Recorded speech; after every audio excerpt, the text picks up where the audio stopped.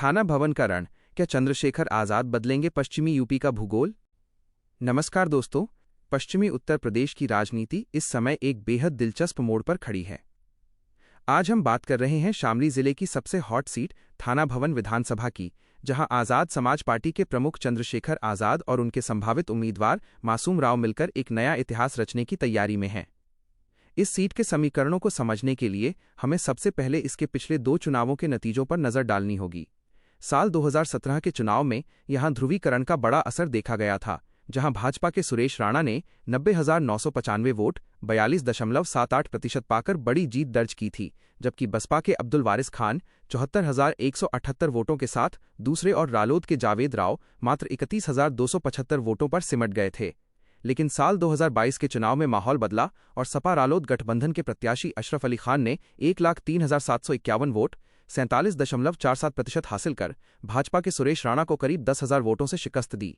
इन 2 चुनावों से साफ है कि थाना भवन की जनता सत्ता विरोधी लहर और मजबूत सामाजिक लामबंदी के आधार पर अपना फैसला बदलती रहती है।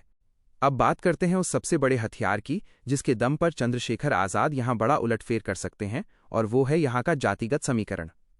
थाना भवन में सबसे बड़ी आबादी मुस्लिम मतदाताओं की है, जिनकी संख्या करीब 1.10 लाख है। इसके बाद दूसरे नंबर पर दलित एससी समाज है, जिसके पास 60,000 वोट हैं, और इसमें भी अकेले जाटव समाज के 52,000 वोट शामिल हैं। चंद्रशेखर आजाद के लिए जीत का सबसे सीधा और सटीक फॉर्मूला यही मुस्लिम जोड़ दलित एससी गठजोड़ है। अगर मासूम राव मुस्लिम समाज के 1.10 लाख वोटों में बड़ी सेंधमारी करने में कामयाब होते हैं और चंद्रशेखर आजाद अपने आक्रामक नेतृत्व के दम पर 52,000 जाटव वोटों को पूरी तरह अपनी तरफ खींच लेते हैं, तो यह सीधा कोर वोट बैंक ही लगभग 1.60 लाख के पार पहुंच जाता है। यह आंकड़ा किसी भी प्रत्याशी को एक तरफा जीत दिलाने के लिए काफी है, क्योंकि पिछले दोनों चुनावों में विजेता को 1 लाख से 1.25 लाख के बीच ही वोट मिले हैं। हालांकि सिर्फ 2 समुदायों के भरोसे चुनाव जीतना आसान नहीं होता। इसके लिए चंद्रशेखर आजाद को अन्य पिछड़ी और अगड़ी जातियों में भी पैठ बनानी होगी। थाना भवन में 35,000 जाट, 30,000 कश्यप, 23,000 राजपूत, 20,000 माली और 10,000 ब्राह्मण मतदाता भी निर्णायक भूमिका निभाते हैं। चूंकि इस समय रालोद और भाजपा का गठबंधन है, इसलिए जाट, राजपूत और कश्यप वोटों का एक बड़ा हिस्सा भाजपा गठबंधन की ओर जा सकता है। ऐसे में मासूम राव को गैर जाटव दलितों और अति पिछड़ी जातियों जैसे कश्यप और माली समाज के असंतुष्ट तबकों को अपने पाले में लाना होगा।